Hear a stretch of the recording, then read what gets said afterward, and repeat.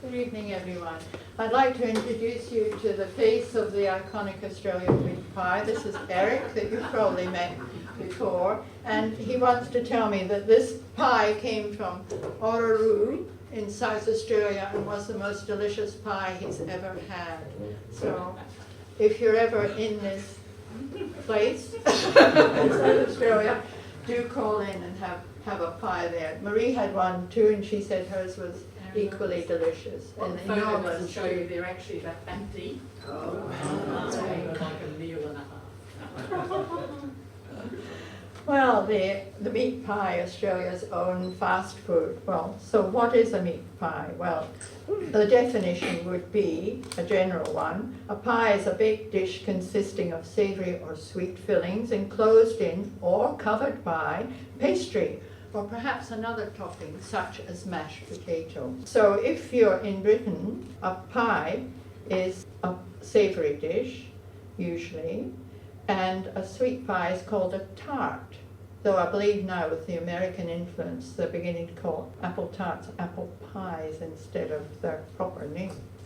So the sweet pies in Australia are always referred to as pie. They have apple, peach, pecan, etc. And they're always large. So in Australia, the meat pie is a little different from the other pies. It's not sweet for a start. In the 60s and 70s, people took for granted when they said they're going to have a pie, it was going to be hot. It would come from the local bakery or the local shop. It would be served with tomato sauce, and it would come in a brown paper bag. And that was a pie, but a real institution, in fact. It was the iconic Australian meat pie. So there are always exceptions when you make rules or give definitions. And of course, the South Australian pie floater is a pie dipped in pea soup and garnished with tomato sauce. And the South Australians recognise this pie as an icon. And also, if you have ever been to Harry's Café de Wheels, which I'm sure a lot of you have, Harry's pie is served with mushy peas and your choice of sauce. So there are all these little differences. But basically, the Australian pie consists of pastry, which is made nowadays, flour, margarine, salt, water, and a filling of chopped or minced meat and seasoned gravy. So where did it originate? Obviously not in Australia. It evolved from the English pies and really has undergone a whole heap of changes and modifications since arriving in Australia with the first fleet. The first fleet would be a fleet very used to eating pies. So the best known of all English commercial pies is the Melton Mowbray pie. And this is the commercially produced pies I'm talking about here, and it's the most famous English pie. It's a family-sized pork pie, and it's made with what's called hot water crust pastry. If you look at it, it's very thick and doughy, very solid. And this pork pie is filled with a savoury jelly, which you can see round the sides, always served cold. A sort of pie it's cooked for quite a long time, so you can keep it in the larder. Larders in Britain are very cold places, and people in Britain didn't need refrigerators till they wanted to buy frozen food and ice cream and keep it at home. So the Melton Mowbray pie can go into the larder, and then it's usually served cold with pickles or relishes of some sort, and it's much nicer if it's eaten washed down with a glass of beer, because it's very, very solid. So that's one of the English pies. But the pie goes way, way back in history to antiquity, and archaeologists have found remnants of pies made by Egyptians in tombs. The ancient Greeks, we know, made pies, and the Romans, of course, made lots of pies as part of their diet. It was a big part of their diet. But in medieval England, in the cities like London in medieval times was the largest city in the whole of Europe, and the streets were full of vendors selling all sorts of products, including pies. And the pies were the takeaway and convenience food of that period. They often provided the only meat that poor people could afford, and they were made in the local cook shops and bakeries. But that was for the people in the street. The nobility and the wealthy in their castles and their mansions, they had ovens, had staff of cooks, kitchen hands. Their kitchens produced pies of all kinds filled with a variety of meats, game, birds, fish. These pies would be spiced with spices like nutmeg, saffron, ginger, cinnamon and pepper. Very, very expensive. Only the wealthy could afford these. And they were used not only to give a lovely flavour to the food, but to cover up the taint of food that had been stored all winter in barrels, meat that had been salted. Using these spices just helped to make it a little more palatable. And I've got here the last remnant of medieval cooking in our diet today, that is the Christmas mince pie. And the Christmas mince pie, which is very popular, it is actually what's left of the original form of cooking, where they put honey, they put savoury things, meat, fish, all in the pot together and boiled it up. And the filling for the fruit mince pie, of course, is all the ginger and the cinnamon and the mixed spice and the nutmeg, but also the dried fruit, which was around at Christmas time. And originally they used to boil up the meat, chop it up, finely mince it, and mix it in with the suet as well. And that was the original mincemeat. And strangely enough, here in Australia, of course, cut out the meat. And in Britain too, they don't put meat in the mincemeat anymore. But in America, when I was living there, I found jars that actually did contain cooked mincemeat, beef in the mincemeat, along with the suet and the dried fruit and the spices. So it's a recipe that's really lasted for hundreds and hundreds of years. And it's because it actually, when it's made properly, it tastes very nice too. So moving on to medieval kitchens and the nobility, these kitchens had bread ovens and they had spits for cooking meat. And the meat would be put on a spit and cooked over the fire. But if your meat happened to be very old or tough, then you wanted to cook it slowly. You could boil it up in a cauldron, but that wasn't a very satisfactory way of producing something really delicious and tasty. So what they used to do in these kitchens, they would make a paste of flour and water and a little fat, and they take the piece of meat, or it might be a rabbit or a pigeon, or it might be a haunch of venison, or a cut of a wild boar, whatever it was. The bigger it was, the thicker was this dough that they put round it. It was a bit like plasticine.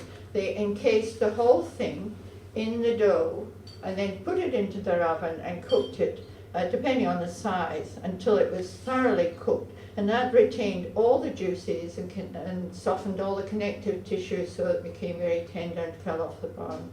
And the dough was called, or the casing was called, believe it or not, a coffin, but it was really just a pastry crust. And so when they brought the meat out in its casing, they would either break it open and eat it then, or it could be stored because it had been cooked so long that it was quite sterilized and quite safe to keep in the cold larder again until they needed to eat it. So that was the sort of beginnings of pastry.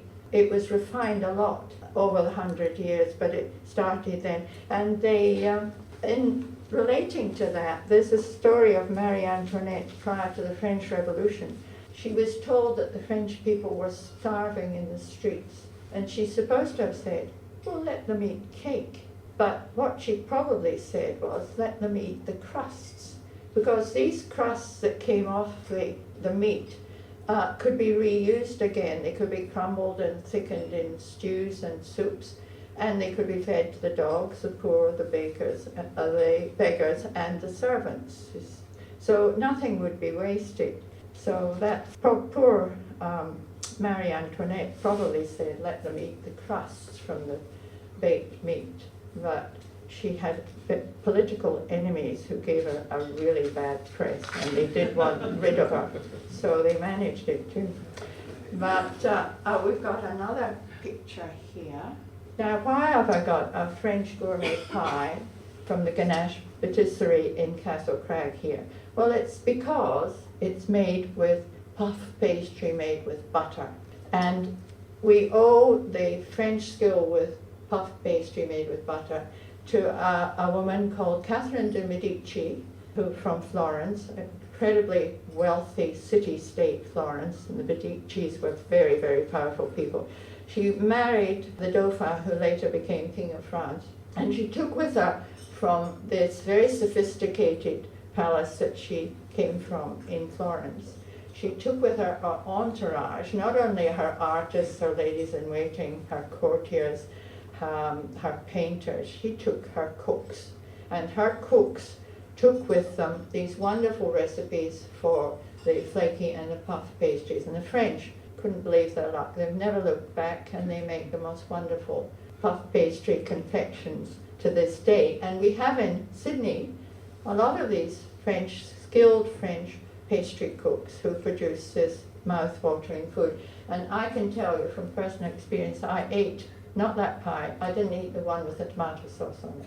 I ate the one without the tomato sauce because it didn't need tomato sauce. It was filled with large chunks of bœuf bourguignon, burgundy flavoured beef. Beautiful, and the pastry just melted. This wasn't a pie you could hold in your hand because it would have done that, because the pastry was just so tender and gorgeous. So there we are. That's a gourmet French pie, and we owe it all to Catherine de Medici. Now pies, because they're really such an important part of British diet, and it was the British people who colonized Australia, pies are really embedded in the whole culture. And you get a mention of pies in literature, children's nursery rhymes, and music. Now, Victoria's most popular pie, as you'll all know the name of it, it's 4 and 20, and it takes its name from Sing a Song of Sixpence, a pocket full of rye, 4 and 20 blackbirds baked in a pie. And in her history of food, it's Ray Tannehill has given an explanation of where this little nursery rhyme came from, and this is her explanation. There are lots of other ones, but I like hers, and so that's the one you're going to hear. So the origin of the rhyme is based on a story of a feast given by a wealthy Italian called Trimalchio in the 16th century, and he wished to present his guests with an exotic and impressive conversation piece that would amaze everyone present. So he had his cooks prepare and serve this large pie. It was cooked empty. Actually, they filled it with flour and then emptied the flour out, stuffed it with birds, and presented it and cut it, and out flew all these birds. And of course, everyone was just amazed. I don't think it was very sanitary myself, but still. He did later produce a real pie for them to eat, so his guests did get fed as well. So 4 and 20 pies. This is Leslie McCure's first made these 4 and 20 pies in Bendigo in 1947. And he was actually a caterer as well as a pastry cook. He had a very successful business with these pies, and he was able to move to Melbourne and build a large factory and manufacture there. And after a while, 13 years actually, in 1960, he sold the pie making business and went back to catering. And Petersville, Peter's Ice Cream, they bought the company then. And then in 1995, they sold it to the American company Simplot. So it's changed hands, but the name stays the same. And we have another nursery rhyme, and it's Simple Simon, pie me. Would you like to stand up, Simple Simon? This is Tom Lindsay. Tom makes these wonderful machines. You call them bespoke machines because you make them to suit the client. And he makes them out at Emu Plains, and he sells them all around the world. Everywhere clients, there are enough Australians to create a demand. So there we are. Now we'll move on from there. The next one I want to mention is Georgie Porgy Pudding and Pie, Kissed the Girls and Made Them Cry. This is a New Zealand story. There's a New Zealand Georgie Pie company. They had restaurants specialising in pies. Unfortunately, with a downturn in the economy, these restaurants became uneconomic and they were sold off to McDonald's. But I like to tell this story because the Georgie referred to in the rhyme was George Vickers, who was the first Duke of Buckingham He lived in 1692 to 1628. He must have had a very full life because he died quite young. He had an affair with Anne of Austria, who happened to be the Queen of France and wife of Louis XIII. And the story, of course, is immortalized in Alexander Dumas' novel, The Three Musketeers. So you see, pies are everywhere.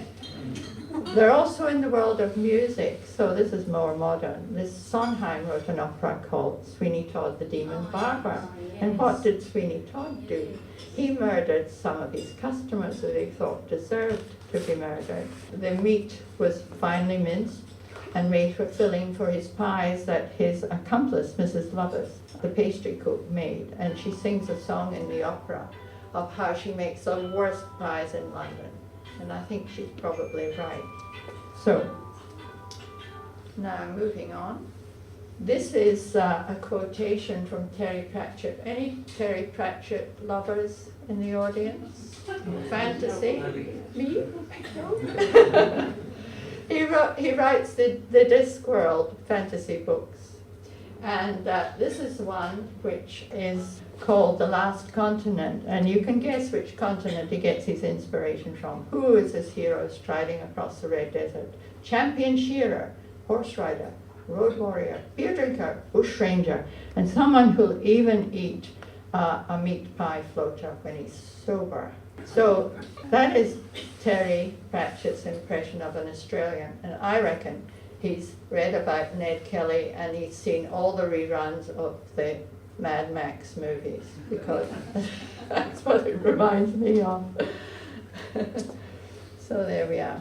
Now, pies were also important in the celebrations that took place in England too. And when the victory at Waterloo occurred in 1815, the Napoleonic Wars had gone on for so long and the country was so tired of them. There was great jubilation when Wellington defeated Napoleon.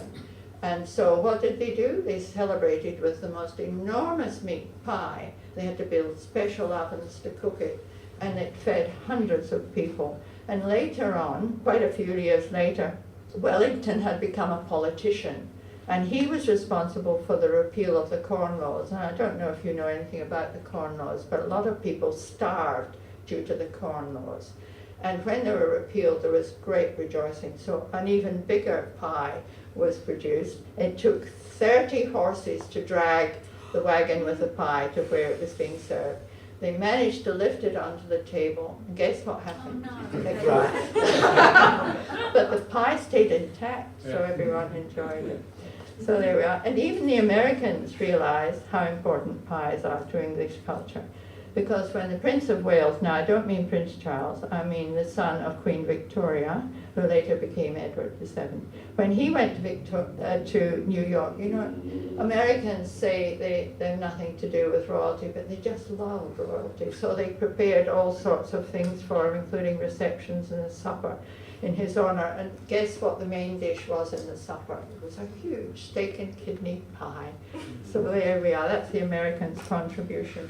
So moving on from there, I've come to Australia at last.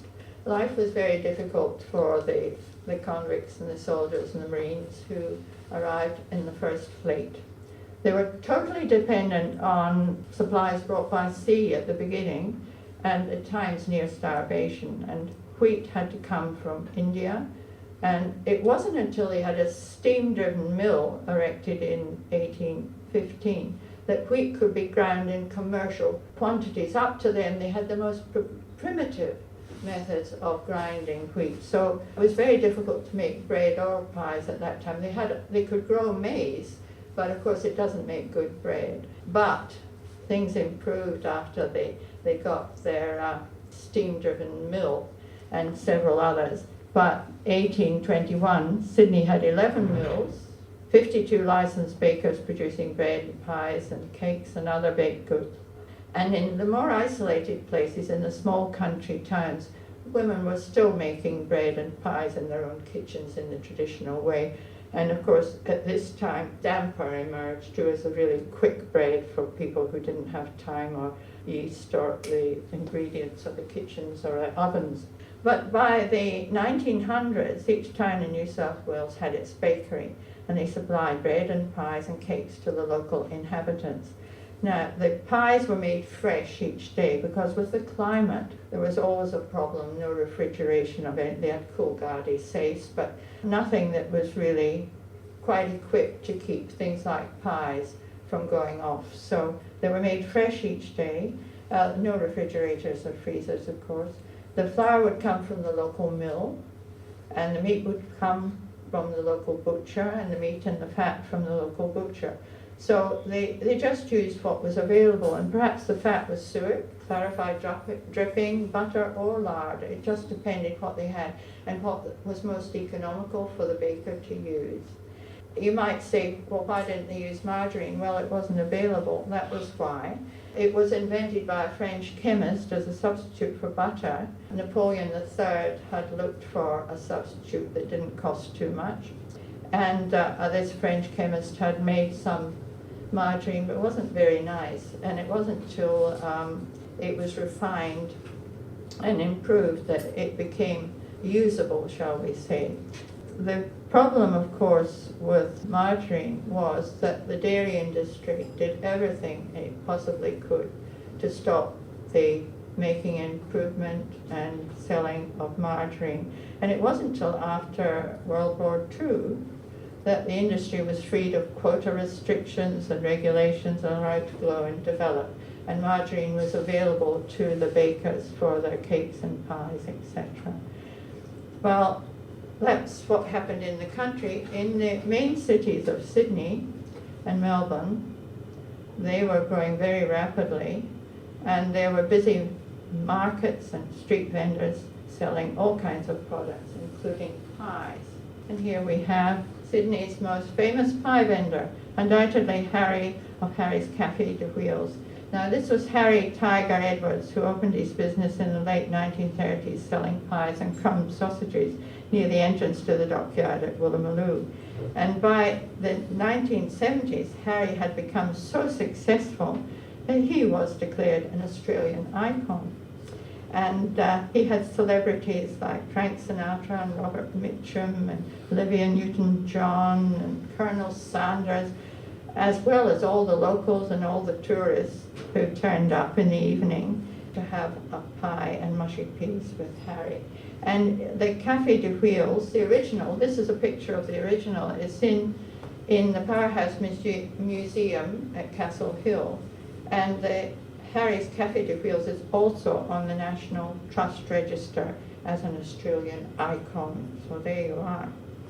Now, Harry is no longer around, but Hannah's, who supplies the business with pies, have taken over Harry's, and they've opened a number of venues in and around Sydney. Now we'll move to Canberra, because interesting pie things happened at the opening ceremony of the old Parliament House in 1927. Yes, but I don't know, I haven't been able to find out who actually counted the numbers, but they really overestimated. And there were 10,000 pies buried in the tip. And that was only the pies. All the other food that was left over, we don't know what happened to it. I presume it went to the tip too, but we're talking about pies, so we're really interested in them. So, and it's interesting to note that after they had been dumped in the tip, shortly afterwards, the government built an administration block on top of the pies. So there they are for posterity. So at the beginning of the 20th century, factories in all the Australian capital cities were producing bread, pies, cakes in commercial quantities and selling wholesale to small shops, canteens and bakeries. Now this is the first commercial factory making pies in Australia and certainly in Sydney. And they were made by George Sargent. Now he has an interesting history. He was an English migrant. He came to Australia and married Charlotte, who was Australian. And they started off in a very small way in this little bakery in Glebe, selling bread, pies and cakes. Now, George did the baking and Charlotte was in charge of the sales, and everyone who knew Charlotte said she was a marvelous saleswoman. She looked attractive, she really had the presence of a really good sales lady. And they were so successful that they kept moving to better and better venues until 1907 they were able to build their first factory and make the business into Sargent's Limited. And the factory was at Darlinghurst. Now there's a picture of it. The one on the left is the first original one, 1909, and then they extended it later on, and in 1963 that's a picture of the extended factory, which doesn't exist anymore. And here we have the staff when the pie factory was opened. I don't think they're actually making pies. I think they've all been dressed in clean uniforms and put in front of the camera and told to look competent and clean and efficient. And they must have had a lovely time getting their photo taken, because I don't know how long it took in those days to take a photo, but it took several minutes, if not longer. So they'd all be standing like this. Anyway, it's a lovely photo to have. It's not good quality, but from 1909 it's pretty good. So there we are. So what happened to George? He died in 1921 and Charlotte in 1924, and their son Hartley, who had been managing the business from 1913, he died in 1924 too. He fell off a cliff in the Blue Mountains.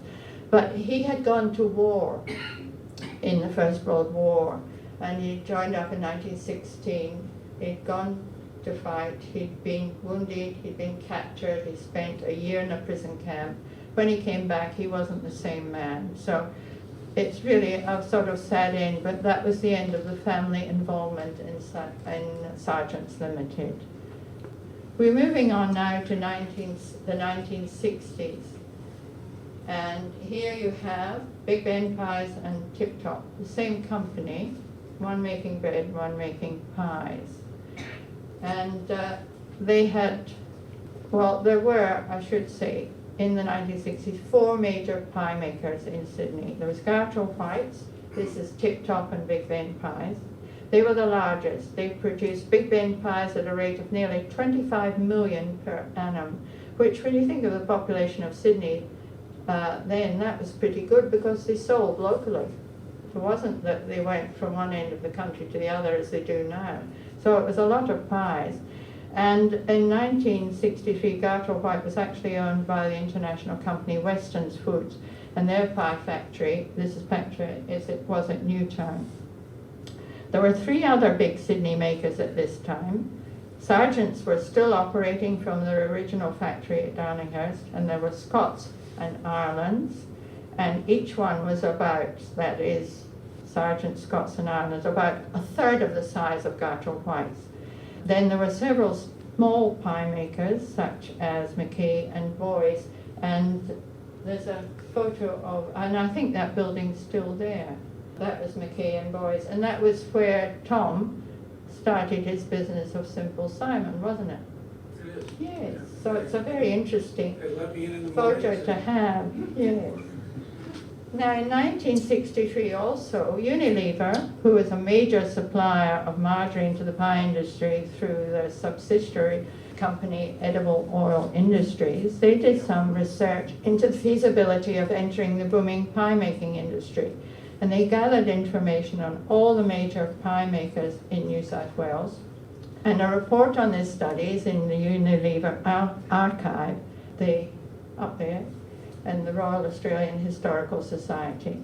So we found this report when we were doing research for a project on the history of Unilever company at Balmain, and we realized that it would give, a great start to this whole history of pies in Australia, and particularly in Sydney. And we're very grateful to the librarian of Unilever for supplying this document, because it's filled with the most interesting information. Unilever actually decided against entering the pie making business, which was perhaps wise of them at that time, because in the 1960s there was a great period of change in the pie making industry, and in the course of which all four large pie makers were eventually absorbed through a series of mergers and takeovers to they now trade as, that's the Unilever thing, Sargent's. They're all part of Sargent's now. So Sargent's has its factory in Collyton in St Mary's, where it makes frozen pies sold under various brand names. You can recognise Scott's, Sargent's, etc. From the same time, this time, there were major changes in technology that affected the industry, and from 1960 the manufacture became increasingly automated, and from 1980, of course, all the factories' pies were frozen. So big change. This big change led to a change in marketing pies, and to this day the vast majority of meat pies are sold frozen in supermarkets. They're packaged for safe and easy handling. The advent of freezing has led to the manufacturers being able to supply distant markets. So these days supermarkets carry brands from interstate as well as local suppliers, and there is a national market for pies, and you can see on the overhead New South Wales, you've got Sargent's, who now own Big Ben and Scott's Pies. Patties, they now own 4 and 20 and Herbert Adams. South Australia has Balfour's and Villiers, and Western Australia has Mrs. Max. And you'll find Mrs. Max in your gas station, not actually at the petrol pump, but in the shop and in a pie warmer, and they're all from Western Australia. All that way from Western Australia to Sydney, and in a pie warmer in my local gas station. So what is the world coming to? All the gas stations to Armadale and back have Mrs. Max pies. Yes. Oh dear. So the new technology that we have now has made it possible for new manufacturers to compete with the giants, and you've got a couple of them here. The factories of two small pie makers in Sydney are illustrated here. One is Garlow's Pies. You see it at St. Peter's, and I think you made machines for them, did you, Tom? Yes? See? Amazing. Garlow's Pies received a well-publicised visit. Perhaps you saw it in the Herald, Tony Abbott standing in front of the pie makers. So they became famous overnight. They weren't famous before. And the other is Hannah's Pies, and they're at the bottom. You see this little outlet, retail outlet, is on the other side of the street from the factory, which is just beside the museum, the Powerhouse Museum. And Michael Hanna purchased Harry's Café de Wheels from its then owner, who was a Hungarian gentleman called Alex Kuronya. They purchased it in 1988. Now, we really have to mention Patties because they are Victoria's largest pie maker, and they have an interesting background. The RAHS family emigrated from Holland in 1956, and in 1966 they purchased a little cake shop, bakery called Patties, and this was at Lakes Entrance in Victoria.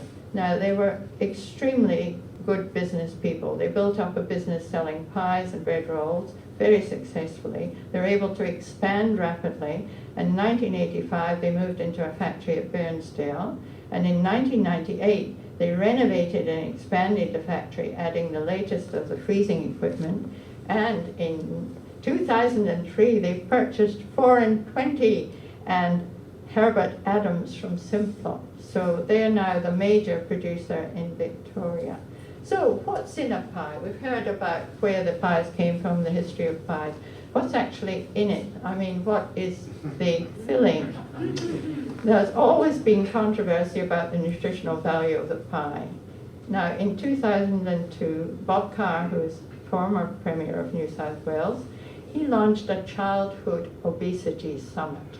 And he told the audience that feeding children a diet of meat pies, sausage rolls, and chico rolls was akin to child cruelty. But the next year, 2003, talking to quite a different audience, he said the meat pie was Australia's national dish. So there you go. But various tests have been done on meat pies over the years, and there's always been a question mark about what and how much meat is actually in the pie. Now there is a standard, a New South food standard from Australia and New Zealand food standard that states you must have not less than 25%. You can have more, but not less. And so this year, in January, Fairfax published the results of tests it had commissioned. 2 pies were tested. They were really testing a group of convenience foods, including 2 pies. These 2 pies were, one was 4 and 20, that's made by Patties, and that had 30.4% cow and sheep meat. And Woolies, home brand, was cow meat only, had 27%. So they were just over the minimum. So there's hope yet for the pies. So the pie of 1970s is gone. In its place is the frozen pie. And the majority of pies are produced in really high-tech factories now. The ingredients go in at one end and the frozen pies come out of the other in an automated process. These are the big producers in the high-tech factories. This transition from freshly made daily to frozen happens with all the changes in society, such as coming of the supermarkets, equipped with freezers and refrigerated cases, customers who have cars so they can take all these products home, and at home they have fridges and freezers where they can store all the products, and most important of all, they all have a microwave so they can thaw these products. Now, the pie fillings have changed, so you can still buy meat pies called traditional meat pies, but there's such a big range of fillings available, and this is really because of the multicultural nature of Australia today. So there have been really big changes from the 60s and 70s to today, and Australia's eating habits and choices have changed along with the arrival of companies like McDonald's, Pizza Hut and Colonel Sanders. But despite this competition, the pie has held its place as one of Australia's most popular takeaways and convenience foods. It's, after all, the ideal picnic food. You don't need a plate, a knife or a fork. You don't need to sit down on a chair or have a table. It's no wonder that the pie is so popular at footy matches, sports matches of all kinds, and things like the Royal Easter Show and race meetings. So, in order for the meat pie industry to keep its end up, as it were, against all this competition from these other fast foods, they have a great Aussie meat pie contest. And this encourages various gourmet pie makers to raise their standard and produce really gorgeous, succulent, delicious pies. And this is the winner last year, the village pies at Dubbo. So if you're ever passing through Dubbo, you can see if you think they're the very best pie, but they seem to be very successful. There'll always be a place for the meat pie in Australia. It might not be part of a healthy diet if you eat it every day, but certainly makes a tasty snack and a quick and convenient meal from time to time. Thank you.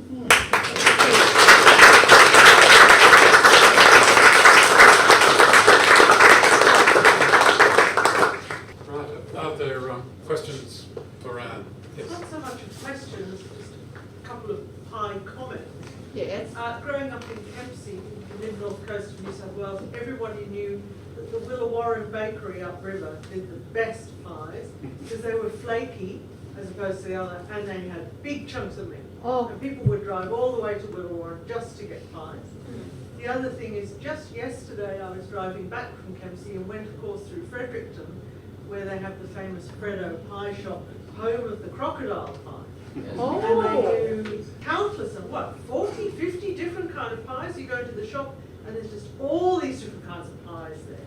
And now it's not on the highway because of the big recent bypass, but it used to be that every time people went past they stopped at Freddo's Pies. And so it's kind of world famous with tourists, and they also kind of franchised to some extent. Oh, thank you for that. That's really interesting. Any other questions? Pumpkin pie. in Oh, very America. American, Yeah, that's for it. their Thanksgiving celebrations. And also you didn't mention pie face. the Yes, Atkins pie, Yes. well, face.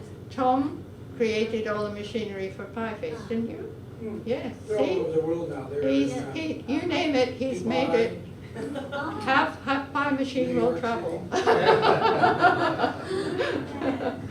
Yes, yes, I noticed one when we were driving along George Street, Yes. just before going on the bridge. There's a pie face there near the big entertainment Yeah. centre, which is probably a very good venue for them selling their pies. Yes. Have any of you eaten a pie face pie? Yes, I Yeah. have. Yes. Good. Shakespeare's pies in Newtown were also very popular, and I think they're probably a chain. No, they went out, actually they were bought out by Jesters Oh. in WA, and then Jesters had such a great idea, they demolished the whole concept. I mean, it was the best pie shop in Sydney, really. Was that the end one of Shakespeare's pie? One of the first franchises that the Anthony and it was a family business, and it was an incredible pie. And then, you know, somebody has a better idea.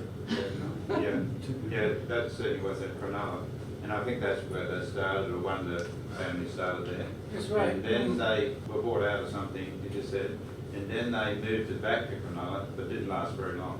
So you have to have the, you have to have the quality. You might have the name, but that won't take you, very far unless you have a good product. Quality. And I think that's what you're talking about, man. You've got a good product, you have to sell it, but there's a lot of competition out there. But there also kangaroo too, kangaroo meat pies. I'm not sure how common that is these days. There's a regulation about kangaroo. It has to be commercially butchered. You can't just knock one over on the road, take it in, and you could probably cook it at home, but you're not allowed to sell it for There profit. is a pie maker in Victoria, out of Melbourne, and he has a pie that's called Roadkill. Yeah. Oh, that's a wonderful name. I think it put as many people off as it attracts. Curiosity. Oh dear, any other questions? Yes. Just two related questions in terms of health. Yes. One, is a meat pie healthy? And two, if 25% is the bare minimum, Yes. what's the other 75%? That's a good question, and it's especially appropriate question for the point of view of health. But the way I look at it is, if you have a balanced diet, the odd pie is fine. If you have a diet which you eat a pie every day for lunch, it's not going to do your health all that much good, unless you have vast quantities of fruit and vegetables, at the same time, which people don't. The pie and the tomato sauce. Yes, so look at it holistically, it's part of the diet, and it can be fine or it can be a danger to your health. But it is a convenience to a lot of people just to have a pie when, for a variety of reasons, they're not able to put meat on the table for the family, yeah. Or when you're traveling, I mean, it's ideal to stop for Is it a real meat substitute? Is it a meat substitute in the sense that you either have roast beef or you can have a meat pie? No, because what you've got with pastry is flour, which is highly processed. You've got fat, which probably, because the fats are very specially made by the margarine producers for pastries, and they have different melting temperatures, depending on what they're using it for, what the product is. So it might have quite a lot of saturated fat in it. I have been told by someone who worked in the margarine industry that Australian processing of margarine doesn't have the trans fats that American margarine has, but I don't actually know much about that. I was just told. He sold margarine, so. But he was an expert. Any other questions?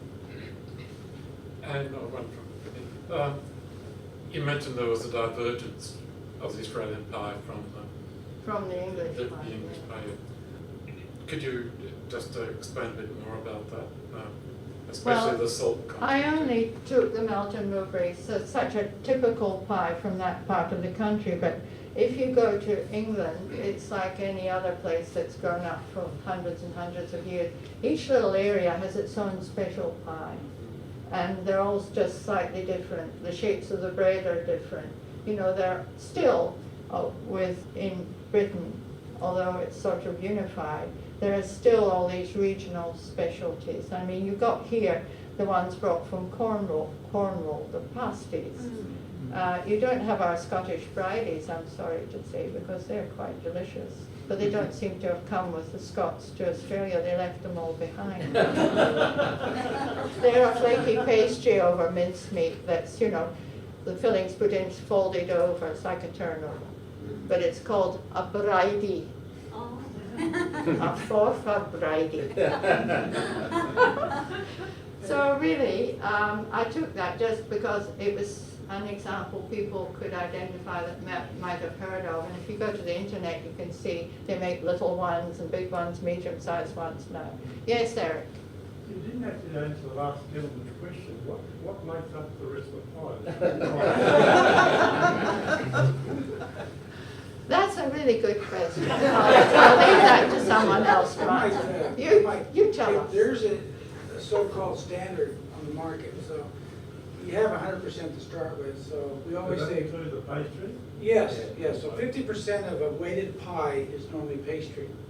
The other 50% is the filling, which is made up of 25%. So you have 25, in theory, 25% gravy, and so it should, but now today, gourmet pies, they can be up to 250 grams, 300 grams.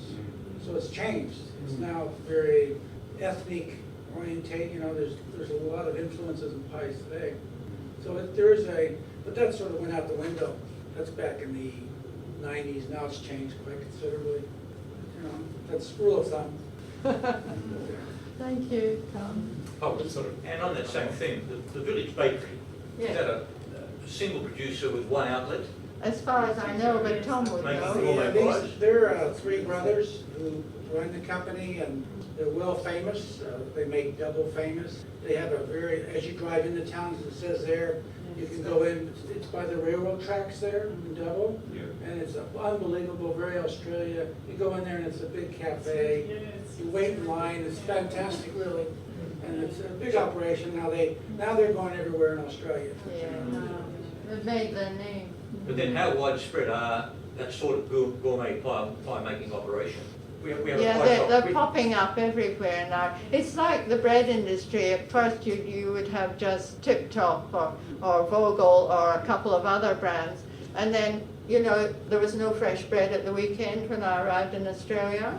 And I'm just falling. And so there has been, over the years, there's been this reaction. People have more money now. They're more educated in food. They've traveled, you've got the internet, you've got the understanding of different foods with all the people coming into the country and producing different dishes. So people are very educated. And so there's now a sale for people who'll pay $9 a loaf for a sourdough loaf, which takes hours to produce and is very special. And if you can afford that, and if you want that, you can buy it now, but you couldn't when I came to Australia. There was a choice of, what was it, brown or white? Actually, I'll tell you something, that's what we had back in Scotland. Thank you very much, Anne. You're very welcome. As a memento.